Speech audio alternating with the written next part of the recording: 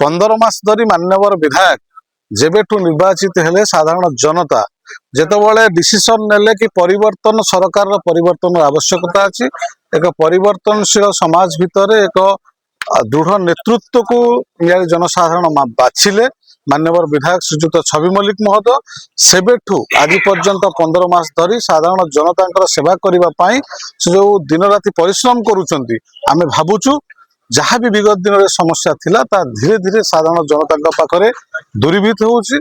आगामी दिन में पहंगा अंचल एक आदर्श पंचायत रूप में परिणत हो बोली मान्यवर विधायक प्रतिश्रुति देइछन्ते। 15 मास भितर जो उन्नयनमूलक काम करा जायछि एवं आगामी दिन में जो उन्नयनमूलक कार्य करा जिवो निश्चिंत रूपे एक लोकाभिमुखी कार्य मान्यवर विधायक करुछन्ति। से रास्ता घाटर कथा कहतु धर्मानुष्ठान कथा कहतु साधारण जनतांकर जो मौलिक समस्या अछि ताकू पूरण करने विधायक जो भाव तत्पर अच्छा।